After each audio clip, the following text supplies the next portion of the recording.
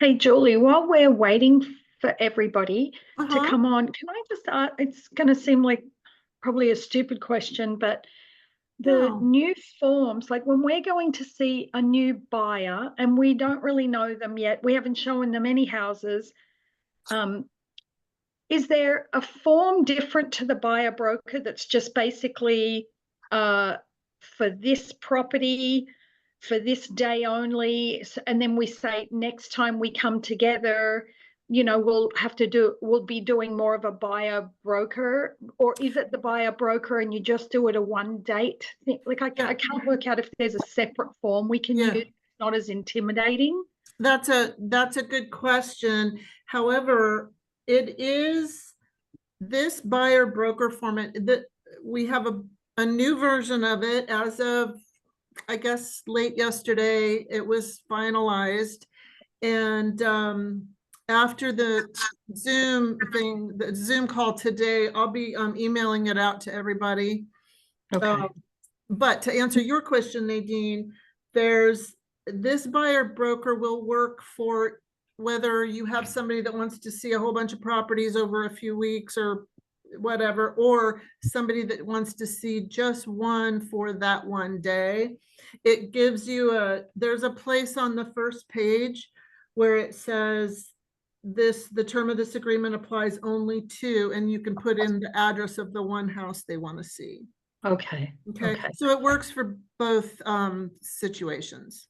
Okay. I mean, we may even be seeing two or three or four that Right. day, but they Yeah. don't know us Yes. yet. So yeah. Yeah. So we And could on just the put like where you, that date yeah, if instead. you want, if they just want you to show them houses that date and you're not going to be necessarily, or they're not committing to working with you after, then you just put the date that you're showing them the houses on the date line, And then maybe just be saying like, just so that you get to know me today and I get to know you. yeah. And if you want to see more properties, we'll have to just fill out another form. And if you're more Yeah. comfortable, then we can make it go a little longer. Yeah, or you can use this, like, let's say you fill this out for the person that just wants to see one or two or three properties one day and they're not ready to commit to anything else. But then 3 days later, they're ready to have you be their agent, their representative. Then you can even just change the dates on here and cross off the properties that you showed them before and have them initial it and you initial it. You can still use the same form, just initial the changes. Okay. Okay. Okay. Thank So you. it's 2 minutes after. So here's what I'm going to do. We're going to, first of all, thank you all for showing up today. I know hopefully what we go over today will be helpful, but keep in mind that this is just one way of having this conversation that we're all going to be kind of new at, even if we've worked with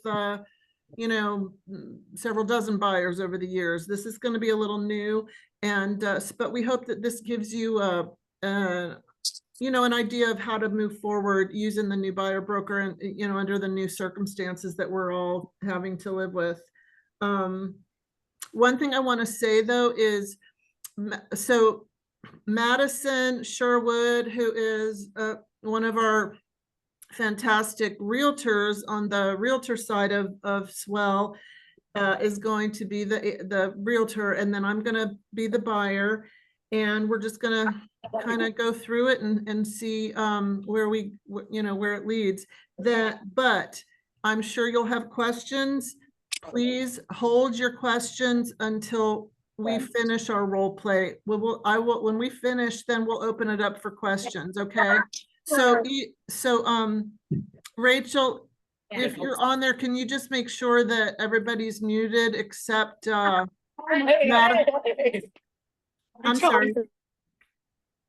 Say that again. I think it might have just been someone not muted. Oh, gotcha. Okay. So, all right. So questions. Yeah, we're going to wait. Anyway, I think that was all I wanted to say ahead of time. And everybody, if you don't know Madison, Thank you, Madison, for doing this today, and we'll start whenever you're ready. Sounds good. Well, thanks for having me. Thanks everyone for jumping on. Like Julie said, hopefully this will help. I know even Julie and I talked yesterday and we're both, overwhelmed. So you're not alone in this. And like she said, this is just simply one way. Obviously we could go down the rabbit hole with things clients could say to this, but we're just going to kind of run through it and do the plain Jane version and then open it up for questions. And to give some background where we're starting, Julie and I, we've already established that we're going to be working together and made that plan. We're going to be meeting at the office to sign the buyer broker before touring homes. That's really the key here. And we've already discussed that I'm going to be charging 3% to represent her. And we've kind of went over that value proposition that Matt Langen addressed a couple weeks ago. So ready when you are, Julie. Ready? I'm ready. Let's do this. All right. And if you see me looking down, I'm just looking at some notes. We want to Yeah. make sure we cover it all. Okay. All right. Hi, Julie. Thank you for meeting me today. I'm excited to work with you and look forward to starting showings now that you've been pre-approved. Yeah, I'm excited too. I can't wait to get into my own house. I hope it doesn't take too long, but of course I want to find the right place too. Yeah. I'm glad you brought up the time frame. So starting out with the buyer broker that we both have in front of us, first section, we'll talk about where we're starting, which is here today. The agreement will start today between you and I as your buyer's agent. And to give us enough time, I've put a 6-month time frame on there. I think that's pretty healthy for what you're looking for and where our market's currently at. If in the event we do need more time than the 6 months, we can always extend if that sounds good to you. Yeah, I mean, honestly, though, I hope it doesn't take 6 months. Do you think it will? I hope not either, but you just never know. Okay. All right, and then like we discussed, I do charge 3% for my services. With that being said, I am going to try my very hardest to get the sellers to cover that on your behalf. To do that, I'm going to be inquiring with each listing agent before we go to our showings to see if the seller of the house we're going to look at is going to be offering a compensation, if they've already decided how much, or at least if they're open to negotiations. With that in mind, one of our questions on the buyer broker is, in the event that you find a house you like, and prior to our showing, I reach out to the listing agent and she says that the seller is absolutely not open to paying a commission at all, are you still wanting to see homes that aren't offering a buyer's agent compensation? Oh, wow. So obviously if the seller's not willing to pay, then I have to pay you that 3%. Is that what you're Correct. telling me? Yeah. Oh, wow. And this is my first home that I'm gonna buy, but I always heard that sellers paid the fee for the agent. So is this something new? Yeah, you're correct. We have to be careful using words like standard or, things like that. But typically prior to now, sellers paying an agent's commission for the buyers was common, and it is still happening. Unfortunately, it's not being advertised on the MLS like it was before, which is why we're going to be inquiring with each listing agent on each house. So it definitely is still possible. I just want to make sure you and I are, on the same page, and I want to know what your expectations are moving forward in each house if we do run into that situation where they're not offering compensation. Well, let me ask you this. I mean, I would like to not have to pay that compensation to you. Is there any way we can just start maybe the first few houses we look at, only look at ones where the seller is willing to pay? And then if that doesn't work, if I can't find a house that I like, that I might be willing to open it up to other houses where I would be responsible for paying you? Yeah, absolutely. We can do that. We actually have an other provisions section on our agreement. It's on the last page above the signatures. And we can actually note in there that exactly that, that we can start with not and then go from there. You know, if God forbid you do find the perfect house and you decide, you know, that's it, and you're willing to pay the commission, if the seller's not, you know, we can definitely take it house by house and make sure that you're comfortable before touring the house. Absolutely. Oh, yeah, that would make me feel a lot more comfortable with this. But are there ever instances where the seller is willing to pay part of your compensation, but not all of it? And if that's the case, then what happens? Yes, absolutely. So let's say, like I said, my fee is 3%. If the seller is willing to pay 2.5%, let's say, you would be responsible for that remaining 0.5%. Yes. Okay.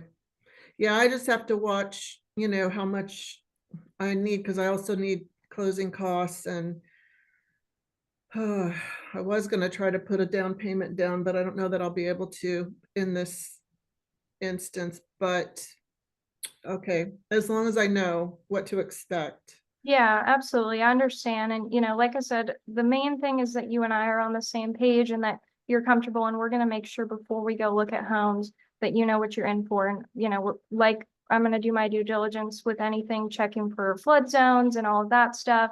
And we can get with the lender and make sure you're comfortable with that price point with the payment. So we're going to make sure you're comfortable all the way through. Oh, I see. So each home we look at, I'll have a good idea of whether or not I'll be responsible for paying some or all of your compensation. Absolutely. Yep. I'm not going to blindside you after we've seen the house. We're going to have that discussion prior to going to look. Okay. Awesome. And how I'm gonna do that, so let's say that a seller or a listing agent tells me that their seller is willing to pay compensation. We're not just gonna go by their word, we're gonna get that in writing. So when we submit an offer, we're gonna attach what I call the letter of compensation that my brokerage has come out with. And we're gonna send that and have the seller and their listing agent initial and sign and acknowledge that they're paying that for us, so that it's all in writing. Oh, that's good. Yeah, I hadn't even thought that maybe they would say one thing and then do another, but thank you for looking out for me. I Yeah, you appreciate it. just never know, right? Yeah, right. I don't like being blindsided for sure. And if I know up front what is going to be required of me, that at least I can, plan for it. Right, absolutely. That's the goal all the way through. Do you have any other questions for me as far as the buyer broker or anything we discussed? I do have a question. Let's say that there's a house I want to see, and you reach out to them, and they're willing to pay, part of your compensation. Is there any possibility that you can ask them to pay more or negotiate Yeah, more of that? absolutely. Absolutely. Our commissions are negotiable and we can definitely do that, especially, you know, if we run into a house where it's been sitting and there's not multiple offers. I definitely think we have a higher chance of being able to negotiate more on your behalf if needed. Okay. Yeah. Well, that gives me a little bit of a comfort level Good. then. Yeah, I mean, I think that's everything that, I mean, I think I don't have any other questions right now, although I may have other questions down the road as we, get into this process. Absolutely. That's what I'm here for. And like I said, you know, we can take it as we go, house by house. But this, you know, is going to get us started and make it so we're able to tour homes. Okay. Well, I'm excited. I hope Me we find, too. I hope we find something soon, because I can't wait to get into my own home. Me too. Looking forward to it. Thanks, Julie. Thank you. All right. All right. All right, guys, I know that was kind of short and sweet, but I think, we covered a few things that might come up in those conversations. And please, if anybody has questions, now's the time. Well, I think inevitably, if I think there probably the question would come up. Well, listen, if the seller's, not going to make up the difference, I mean, is there any variation in? Is your commission negotiable? Yeah, that's something Julie and I talked about yesterday We when we were did, and it didn't come up today. Yeah, So, that's okay. so thank you, Tom, for bringing that up. So Sure. yeah, because we did do that yesterday, but today was, you kind of ad lib a little bit during these role plays. Yeah.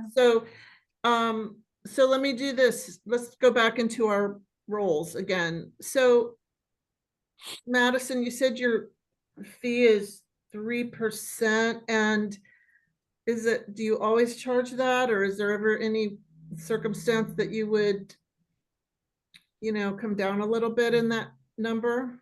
Yeah, and outside of our role play really quick, I wanted to say what Julie and I were talking about is that that's probably the hardest part in my opinion, right? Because we are negotiable and it's going to depend, right? If you have a buyer that buys the first house, you might be more inclined, okay, I'm willing to take 2.5% or whatever it is, but if you have a buyer like say during COVID that you worked with for a straight year and showed them 40 homes and you want your whatever your full commission to you is, whether that's 3 or not, so that's the hardest part, right? And we can't predict the future in these initial conversations of how long, if Julie's going to take the full 6 months and beyond or not. But I guess my response would be that yes, I am willing to, depending on the situation we're in, and like we've discussed throughout this conversation with our agreement is that we're going to take it step by step. But if we're in that situation and it's down to 0.5%, I have been known to,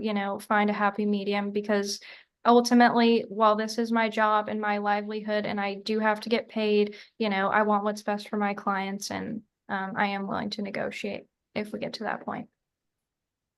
Okay, all right. Well, I think part of your buyer's consult when you have them sign this thing, but before you even get to the buyer broker agreement, I think you need to lay out what you do and what your value is. You need to establish your value and why you're being Yep. paid that 3%. So before I would even get into, that would be the signing. That would be the last thing. And as they say, even in listing presentations, you want a series of yeses and agreements before you go and ask for the signature, right? At least that's what I do. That's what I've been Yeah. taught. So Yeah, I would sit down and I would have just like we have a listing plan of action, you should have a buyer's agent plan of action, something that you can just go through and enumerate what you do. And then when you do get to that point, they may not even ask about, well, would you take less? Because you're like, wow, look at all the things that you're going to do for me, and the negotiations, and how I'm going to go to bat for you, Yeah. and deal with the Exactly. yeah. So Tom, I don't know if you were on right when Madison started, but No. she did say at the very beginning that this role play, we were going to start at right after Oh, she okay. presented her value proposition. Oh, And okay. so yes, you're absolutely right. I want to know what she's going to do for me, but in this particular case, she has already laid that out. Well, just like we started off at the Yeah, point. yeah, Yeah. exactly. Okay. Yeah. Good. Because I was like, yeah, there's something kind of missing here. Yeah. Yeah. And yeah, like we talked about yesterday, me and Julie talked about all the things we do, it is important to lay out exactly what we do, that we don't just go open doors, that we're negotiating on their behalf. Heck, in real life, I have a client that's closing next week and they got a whole new roof, Yeah. so we do a Yes. lot on their behalf. Yes. Yeah. Often, though, most of our buyers are in positions where, they're bringing a lot of money as well as a seller, where they're, putting a down payment. Yeah. And since we have been in situations where we really didn't have to worry so much about what the seller was paying, I mean, it's really comes down to more what they can afford to pay you. Right. So it's not really a matter of, do they want to pay you? Of course they want to pay you, and they think that course. you've done a great job for them and you're worth your value. But at the end of the day, can they afford to do so? So I don't know Right. if going forward in the future, if that's kind of something we need to talk with the lenders about, in order to also make sure that they can do that portion if it comes down to it.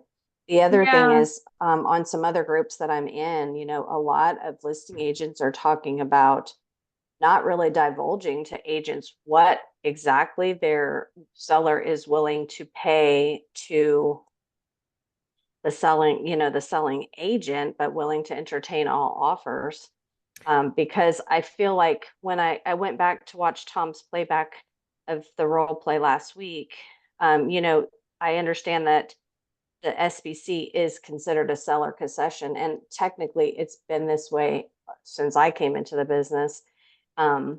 It was just something I think that we kind of didn't talk about as much, that we were getting that from the seller. But divulging, what the seller's willing to pay in seller concessions in addition to a seller's commission, they are different, but I know that they're trying to group that into that now.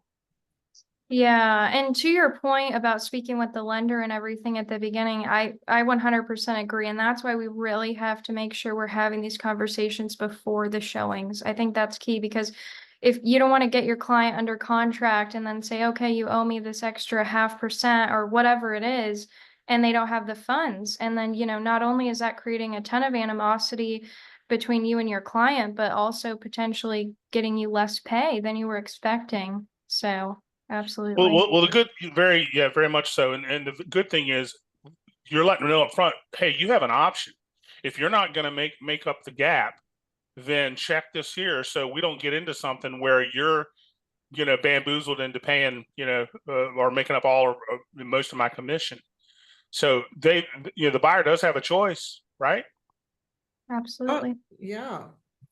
Well, and that's why in this particular case, in this just role play, I said, well, can we start by looking at homes that the seller is willing to pay your compensation, because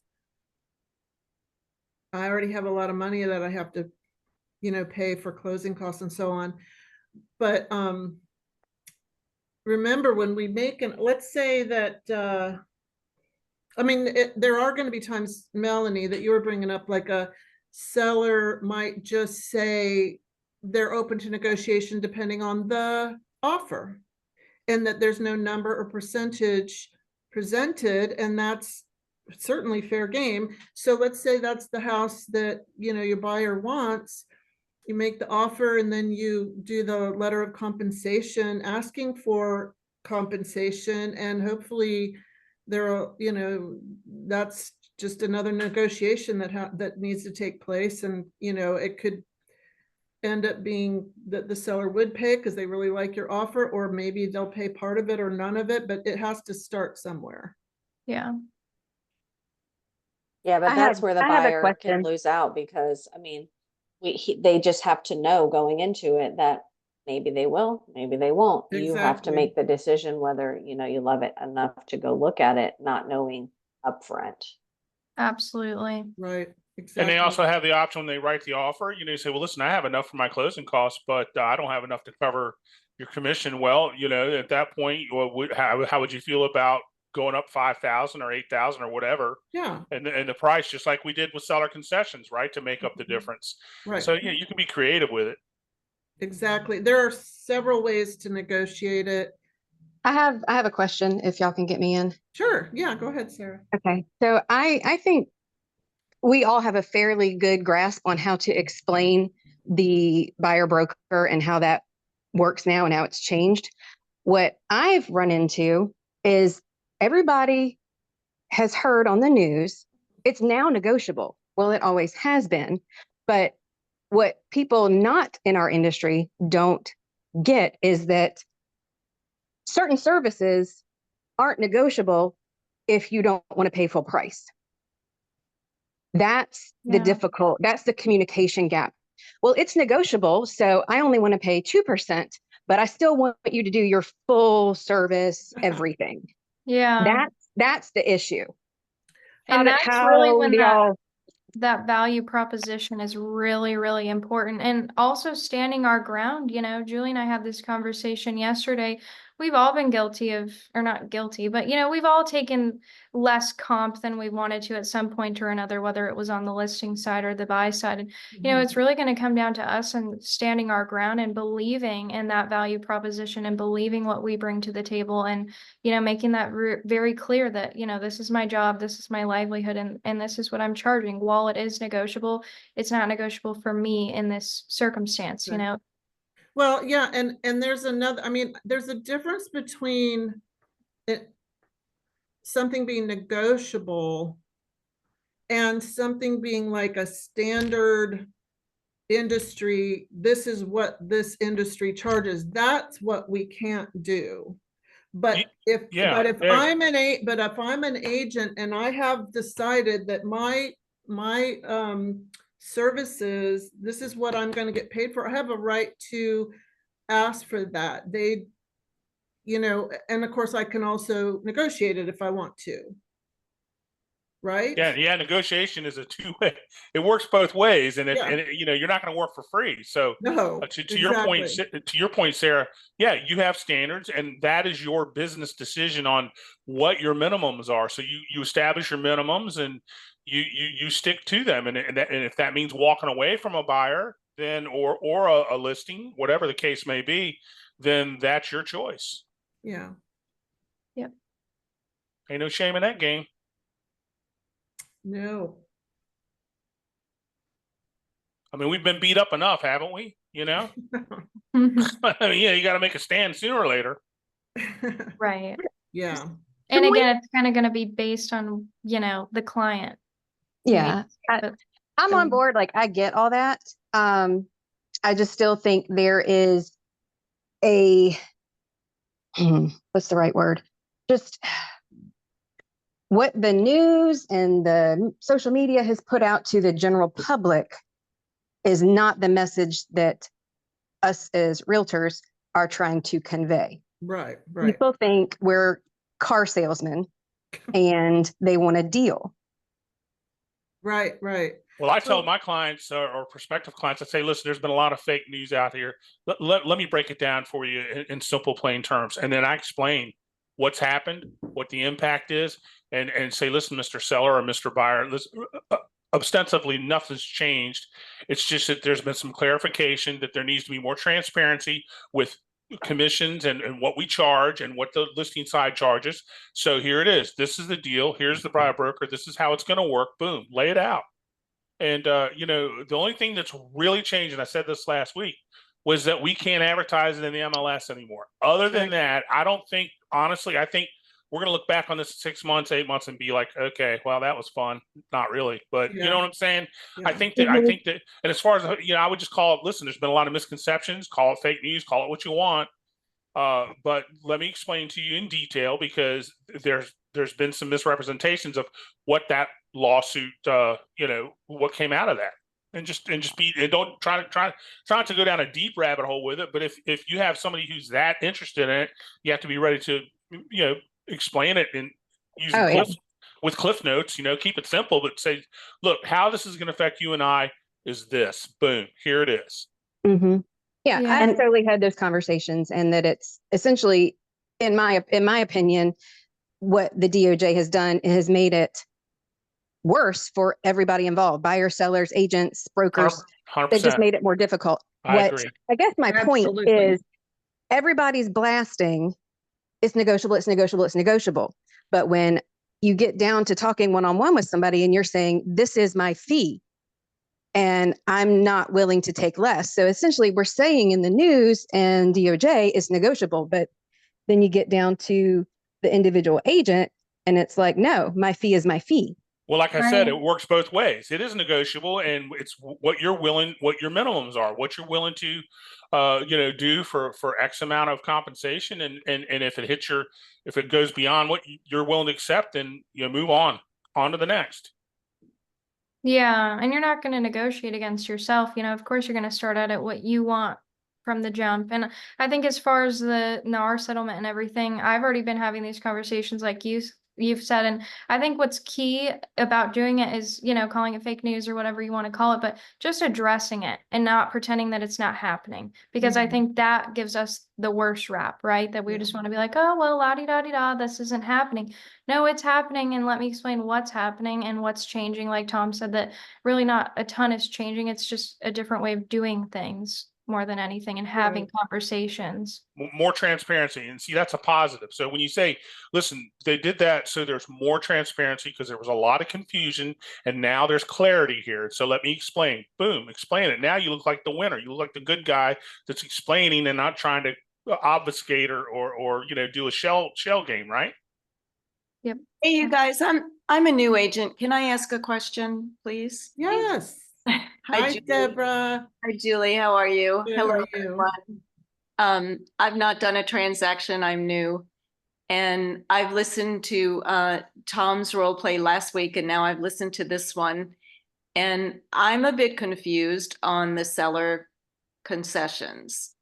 I'm confused on, does that concession include or not include our fee, whether it's disclosed in the way you guys are talking about or not? Because I guess my question is, the buyer can use those concessions, say it's cash concession, they can use it in any way they want, was my understanding. If that's wrong, please correct me. And can they use that dollar amount of seller concession to pay your fee? I'm totally confused about the seller concession as it relates to the new rule and the fee. If you guys could maybe explain that. And I don't know if I think I got confused in listening to all the role play, and I apologize for that, but not having experience to draw from, I think I need some clarification, please. Yeah. Julie? Yeah, well, I think, Deborah, I think you're referring to last Friday when Tom was explaining to the seller, or maybe not explaining, but finding out whether the seller is willing to pay any of these seller concessions, and he listed several of them that would be considered closing costs, and then also you know, the buyer's agent compensation.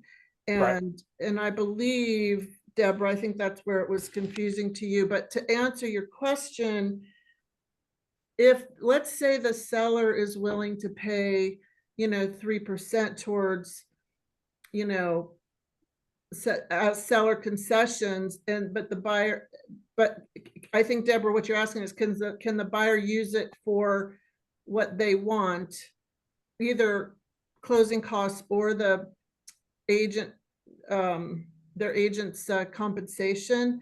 And I mean, I believe, I mean, it would be Up to the lenders. it's, Yeah, yeah, it's What they there's allow. Yeah, Yeah. whatever the lender allows. yeah, My it's up to the understanding. lender. But, you know, let's say that like your fee, you know, Madison's fee is 3%, and then the buyer's closing costs are 3%, you know, it's, you know, which one the buyer pays out of their pocket, it doesn't matter, because it's the same amount. It's going to be 3% or 3% if those are the numbers that you're working with. Yeah, and the buyer has the option with that buyer broker of basically making that decision kind of then that, well, I only have enough to pay my closing costs according to my lender. So anything, you know, in addition that I would be expected to pay you as my buyer's agent, you know, I don't know if I can do that. Well, in that case, then you may want to consider just checking this here that says that we're not gonna go out there and look at that. You know, that if they're Yeah. not going to offer. Now, to your point, also, Deborah, that agent on the other side, if I'm the buyer's agent, they may say, well, you know, it depends on the offer. So that's when it gets a little weird, when they're not willing to disclose. Well, it just depends on the offer. You know, we'll see how the offer looks, and then my seller is going to decide, you know, what they're going to offer, if anything, is compensation to the buyer's agent. That's when you're kind of in no man's land a little bit. And I think we're going to see a whole lot more of that, actually. Mhm. I mean, that, I because agree. honestly, I feel like I agree. nothing has changed in our industry except for the fact that this whole NAR business is making us pick up the phone and talk to agents like we used to do back in the day. That's the only real change that I see that's coming. I mean, everything else is, I mean, always been, do you want to look for properties that are 3% or less? I mean, not that we could search MLS that way, but we could certainly, you know, do a concierge mode and send our clients only the ones that meet their criteria. But I do, and seller concessions was never listed on MLS. It was never something we asked the seller, were they willing to pay? We're still not really, because Well, that's going to go in our offer. Seller contribution was in the MLS as a check that you could put in there that amount. But most of us all put in there $0. That's right. I don't know That's right. anybody who ever put, I never saw one that said, oh, you know, this much Yeah. was going to be offered. So realistically, none of that has changed. I think it's just going to be a matter more of now us having to pick up the phone and call agents and say, because we're really calling to ask, is the seller willing to pay us, not what seller concessions, even though ours is a concession, but we really haven't ever grouped those together that way. Well, Yeah. that's why it's super important to establish that with this buyer broker agreement now and moving forward. And even though, but yeah, there's like a there's a void in all of this, and that's what it is. If the seller's not willing to tell the buyer's agent, you know, seller's agent or listing agent's not willing to tell the buyer's agent what their client is willing to pay or put towards any sort of you know, I mean, you know, but that's up to the listing agents to kind of have that be effective with that conversation. And that's why I kind of put a lot of thought into that. You know, that thing I did last week was just to like, how am I going to draw that out of my, you know, let them know how important it is as far as exposure, as far as using, and I use that analogy with the auction to make them understand that, listen, nothing's really changed. And if you want the best chance to get the highest price for your house with the most amount of offers, there needs to be something offered. And it's our job to kind of, you know, as always was, but now it's more important than ever, you know, for us to be talking to these folks about this stuff. I think a lot of the training going on for when somebody calls on your listing is that the seller is willing to entertain any offer with the buyer's rep's compensation per the terms of the offer, and that's all they're going to say. I think that's what we're going to hear a lot when we call to say, are we going to get, I agree. is your seller offering any? Yeah, why would they want to show their hand? You know, and Exactly. I don't know if y'all Even you did that, right? That's right. And then also, well, I recommend that. And then I posted that video on our I believe I did in our Facebook group of that young man put forward that basically is saying, look, don't, you know, why show your hand? Even if you know, don't, you know, what your seller's willing to pay, don't put that out there. And we shouldn't do that. We should never do that. We should protect our clients and not say, and not wave money in you know, in front of the buyer, right? Can't do that. No. Also, sorry, a little information here, Tom and everybody. I called Rain because I had a question about the new data entry input, you know, when you're listing the property. And if you put a dollar amount in the data entry, you have to specify what it's for. You have to specify if it's going to be for closing costs. So if you put simply on the description, we'll consider compensation or to the buyer, depending on the offer. And I think what you're going to see, it's quite because that I don't think you can put that in the MLS. Yes, well, they told me that you can't. You either put cannot. You just put that description and not the dollar amount. That it's, you know, subject. As a matter of fact, they also had it on the Rain video that they had with the attorney and that older lady. Yeah, I and watched think it that's too, where and you're they gonna see basically a said lot if more you of that, because that way it gives you more flexibility without having to specify what it's for. I think they said if you put something in there, you have to state what it's for, but you don't have to put a dollar figure in there. No, well, like I said, I called Rain. At least the lady that I spoke to said you can enter the description without a dollar amount. In other words, you can put in there that the seller is willing to contribute to buyer's cost depending on the offer without putting a dollar amount. But you can't say buyer compensation. Right. Buyer's You agent you cannot say compensation. buyer compensation, but by Okay, putting, okay. we'll say compensation to, Seller contribution to the concession. buyers. Well, it's buyers, called seller contribution in the rate correct. input right now. Seller Yeah, contribution. Okay. So I that way believe it they're allows you changing more that to flexibility. concession, actually.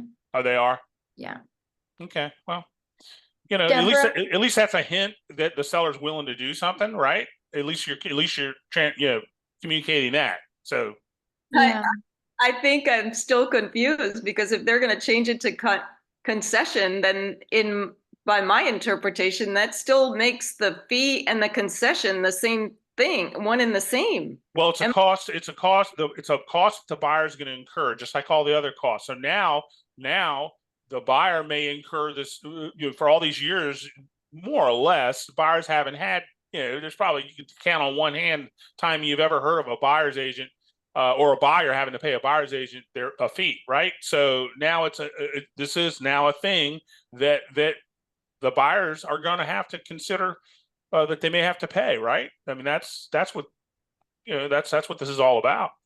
Yeah. I understand that, but I'm still confused on the buyer concession part. The fee part of the buyer concession? What you guys just said, actually, yes, it can, but I thought the law was all about, it was separate. Well, technically it's a seller concession, not a buyer concession. It's a buyer expense. It's a seller concession. Seller concession. I'm sorry. No, that's okay. It's confusing. Yeah, and everyone's verbiage, I'm sure that you put in the settlement expenses section of the contract is probably a little different, but the overall consensus is you're asking for a certain amount to be used at the buyer's discretion as allowable by a lender. Those are the key, that's the key sentence right there. And to your point, then they can use it for their closing costs. They can use it to pay you if the lender will allow. That's the key because it's going to be different on each loan. So if allowable by the lender, and that would be based on after an offer is presented, am I correct? You would want to clear that with your lender. It would, Deborah, it would depend on the type of the loan and what's allowed under the circumstances. Think of it this way, Deborah, there's two buckets and every loan has, there are two buckets for every loan, and those buckets, there's different numbers associated with the loan. So that's how it really depends on if you're using a VA loan or an FHA loan, conventional. Not to Barry, but that presents a further question in my head is, if that's the case, how do we go back to Madison's approach, which was actually, I thought was beautiful and very well done. But at that point, you're not at the point where you'll know what the lender will allow or not allow. So how do you show them this house or that house? How do you make that decision? Yeah, I think, Deborah, I hear what you're saying, but I think you're getting too far into the weeds because you're gonna have to allow for some fluidity in the situation, because every listing is going to be different. Every seller is going to be different with what they're willing to offer. And as the agents just said on here, most listing agents are probably not going to show their hand with what their seller is going to pay. So really, your obligation in this new realm of buyer broker is to make sure that you're completely transparent, and basically you set the expectation. Okay, it could be this scenario, or this scenario, and that way, if one of those scenarios happens, the client is then prepared for that particular situation. And again, it may be you have those discussions before you start looking at houses, and scenario 3 or scenario 4, they can't entertain. You see what I'm saying? So then that as before you even begin the process. Well, and also Barry and Deborah and everybody to add to that. I mean, if you have a buyer that's already, I mean, hopefully by the time you're doing this, sitting down, having this conversation, your buyer has gotten pre-approved by a lender, and they should know what kind of loan they're most likely going to use. That lender should be able to tell them then, before they even start looking at homes, you know, what they're going to be allowed to put into that loan. Or Yeah. what can be But paid. that buyer's not going to really be in the know to do that. So I No, would but- definitely be talking to and I agree with you, Julie, but I would definitely be having a conversation with lenders saying, hey, listen, is this loan going to be, is it going to allow provision if my client needs to pay me? Is that going to be okay? Yeah, absolutely. Yeah. I'm not expecting the buyer to understand how it all works. Right. That's where the communication comes between the buyer's agent and the lender.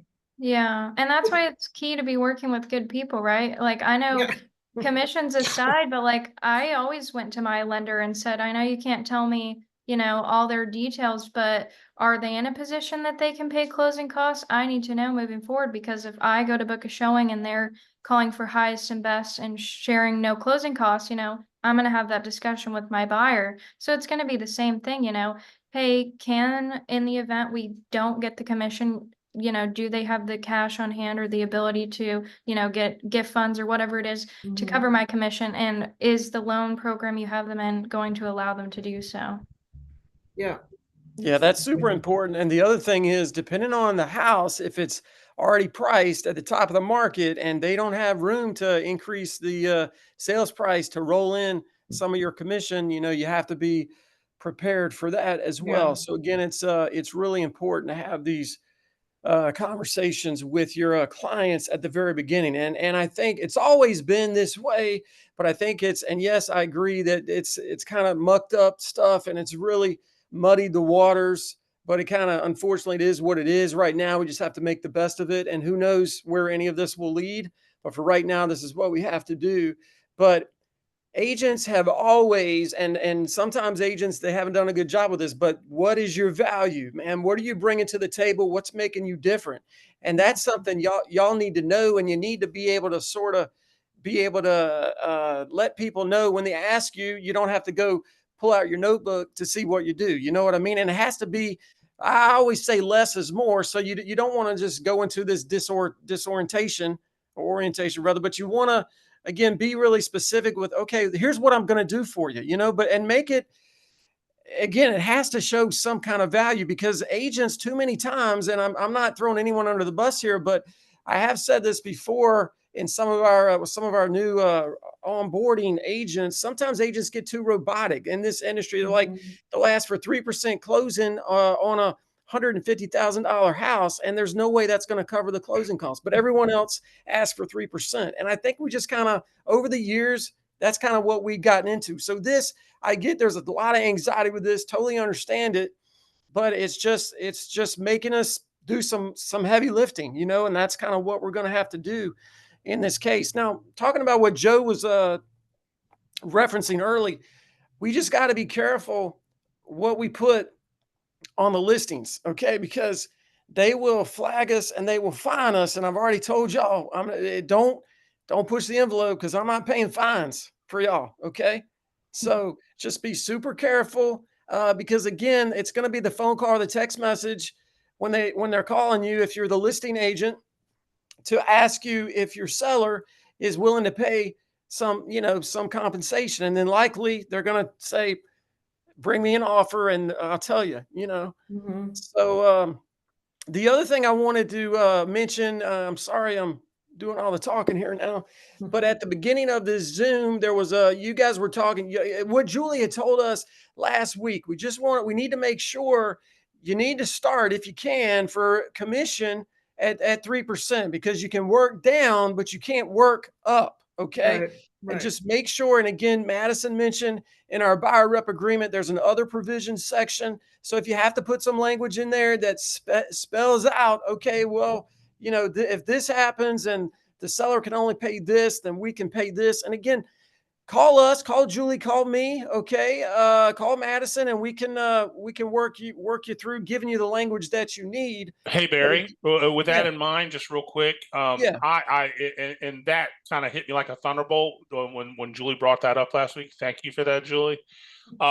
I have one that I went ahead and did 2.5. I want to change it to 3. My buyer client is okay with it. We don't have anything in motion, no offers out or anything.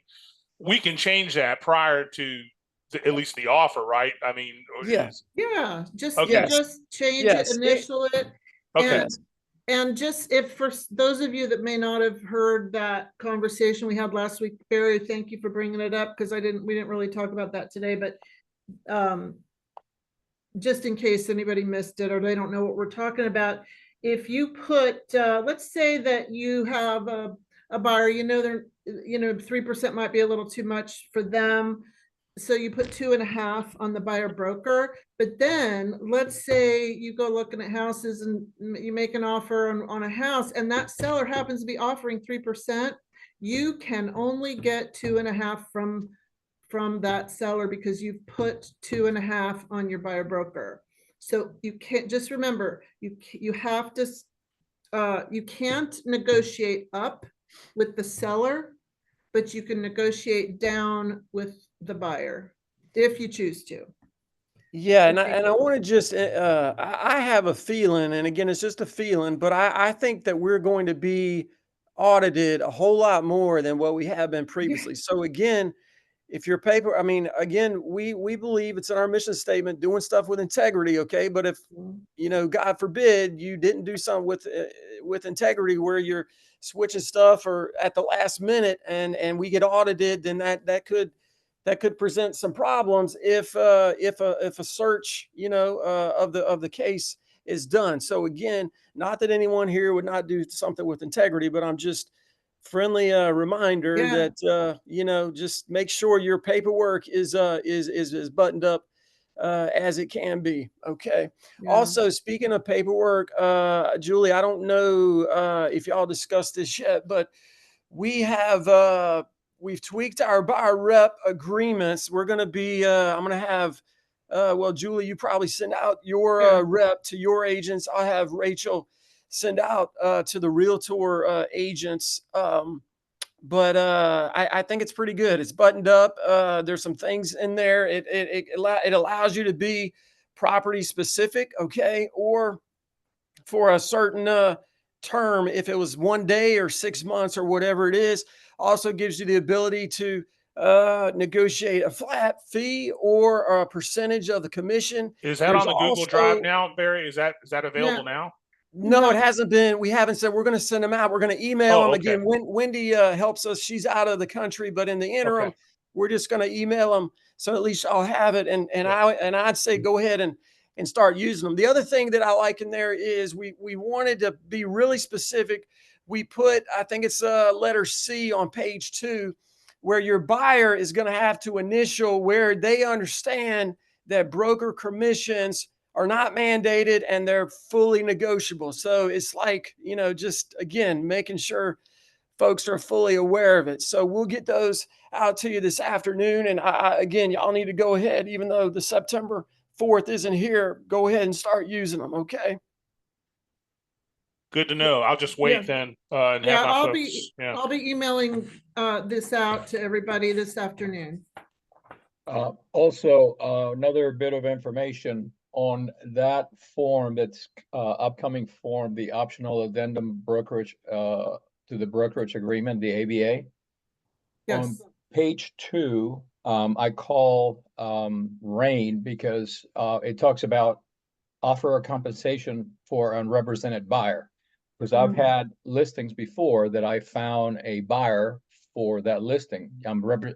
My client is a seller, but I also I found a buyer, so I have had him sign on a represented buyer form. But based on that ABA, that form is upcoming on September 4th, it says that you can the seller cannot pay any additional amount to the listing agency. So if it's an I called and they couldn't unrepresented tell me, buyer. but they asked me to send them an email.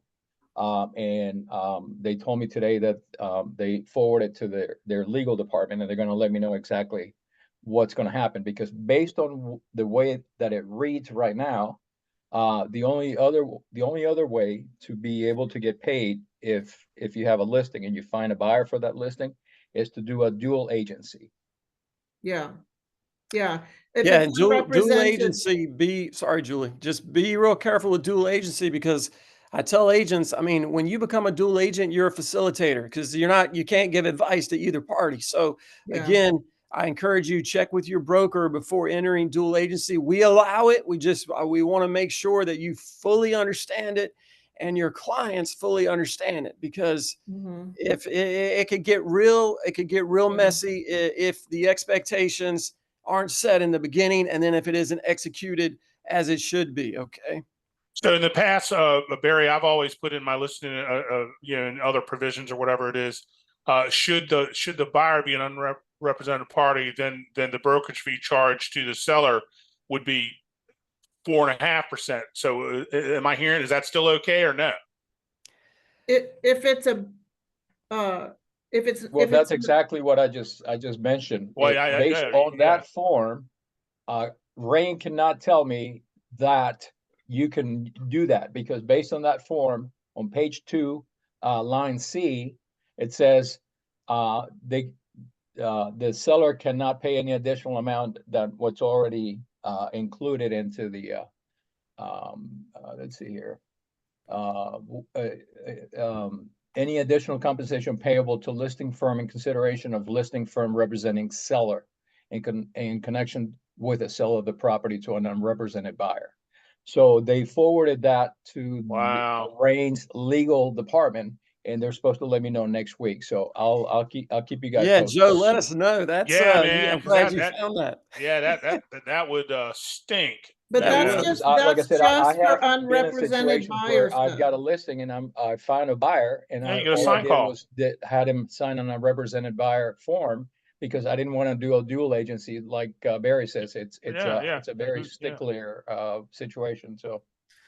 Well, the other thing you could do, I'm just proposing, depending on what the outcome of that ruling is you could find another agent within Swell, and I'm not necessarily saying you could figure out again if somebody could do the heavy lifting, if you will, and then the other person is paid a flat fee. Of course, I'm being recorded. I can't say too much, but anyway, there's ways to there's certainly ways to be above board and accomplish, I think, what you're saying. But Joe, appreciate you bringing that up, and please keep us posted. So that would be that would be a designated agent situation. Is that what you're saying, Barry? That you would try to make it more of a designated?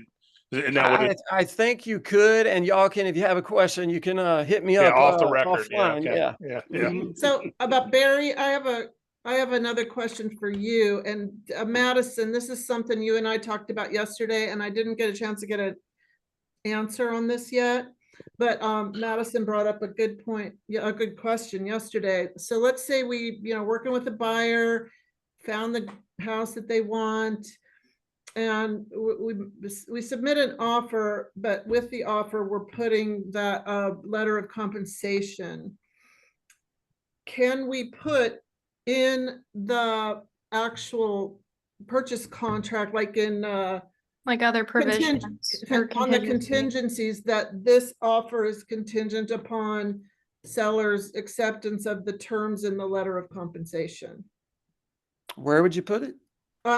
In the purchase contract, I think there's a paragraph with blank lines for additional other provisions. Other provisions. Either provisions or contingencies. So you're saying, maybe I lost you there. So you're saying in the purchase agreement, you would put that the terms agreed to in the letter of compensation are contingent on the acceptance of the offer by the seller? But the opposite of that. This offer is contingent on the seller accepting the terms that we're asking for in the letter of compensation. So I don't want them accepting the offer if they're not going to accept. Oh, I see. Right, the letter. I think that's kind of a dangerous. Yeah. I don't know. If you submit an offer, they either accept it as is or they send it back with changes. Well, that's what the form is for. Exactly. I think I wouldn't do that. That's what the form, you're supposed to send the form. That's the whole purpose of the form. So right, but the form doesn't become part of the contract. It's true. It looks like it can come back where they don't sign that form for us, but they accept the offer. They could accept the offer in some ways, and where our buyer is now like, well, the only reason I can't get this house is because they're not going to pay you and I can't pay you.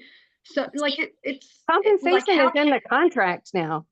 It's in the contract, yeah, in the purchase it is. agreement. Way.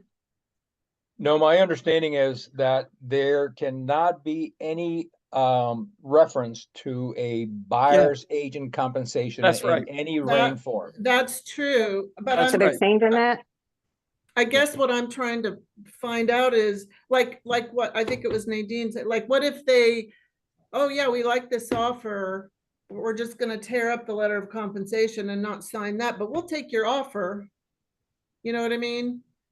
That somehow they need to be tied together. And I know, I They know, do, but that's right. That is right. That and Julie, I think you said this last week. There's Yeah. not supposed to be any mention of I know, buyer's agent compensation on these contracts, I on these know. offers. What a hot mess. So But when you look at the new rain Exactly. forms on the purchase agreement, unless they uploaded the wrong form, the purchase agreement that the show is going to be effective on September 4th still has the same terminology of percentage being paid to sell buyer's agent in addition to or a flat fee. That's because it's not changed. It's not. yeah, that's not an effective till the updated 4th. one. Yeah, Well, on the that- 4th, that's going to change. Mm-mm. Well, I mean, again, this could be a potential hiccup, of course, a big one. That is, again, we said it. I think the sellers and the listing agents have way too much leverage. And the other thing to remember, and I know it's frustrating, but we're in a seller's market now, but we're not always going to be in a seller's market. You know what I mean? So what happens when some of this morphs into a more buyer's market? Some of this Yeah, stuff's yeah.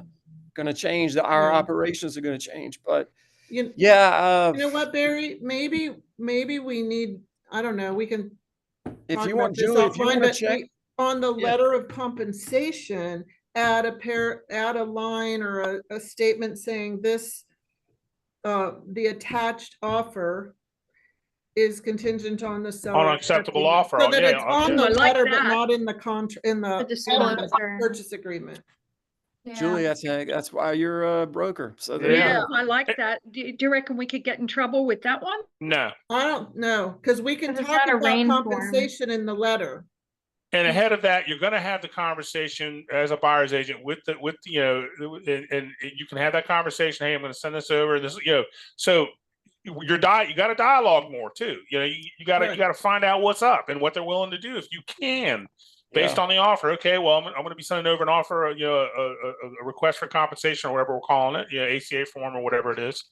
And you know, and I think that's very smart, Julie. Yeah, write it in that. Yes, I will. This and for the record, this proposal was presented by Julie Butler. In case I'm the one that brought it up yesterday. That's Madison. Julie, can you Yeah, we repeat got to that- give her that statement the proper be due. added We in the did. Madison, way to compensation, go. letter? Yeah, I so have- that's the other thing, Julie. We were going to maybe we should hold off until Monday if we need to, because let's send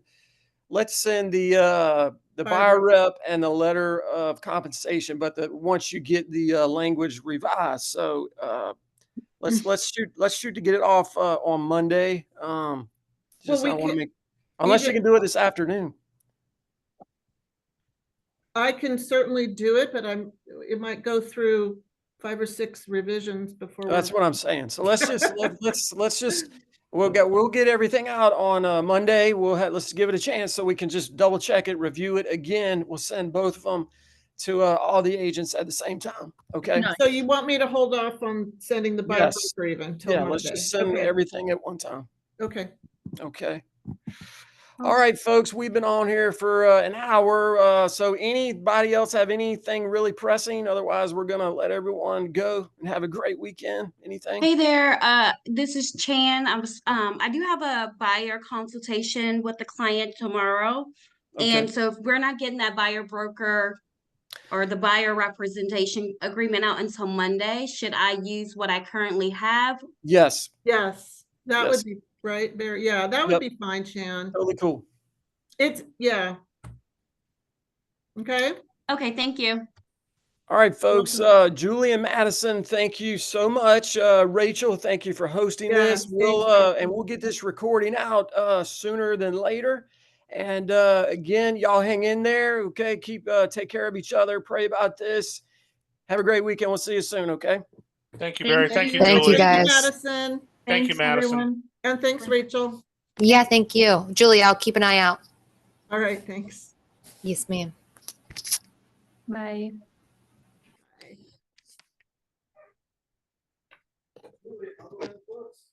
I know. Okay, hang on. Let me, before we say too much, I want to make sure I'm off of here because I can't see. Oh, I'm just gonna